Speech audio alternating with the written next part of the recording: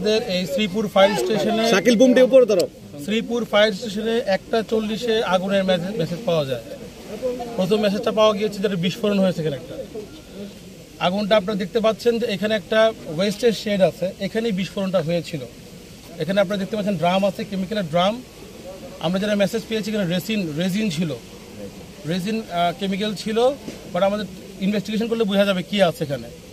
তো এই ওয়েস্টেজ থেকে এখান থেকে বিস্ফোরণের সূত্রপাত।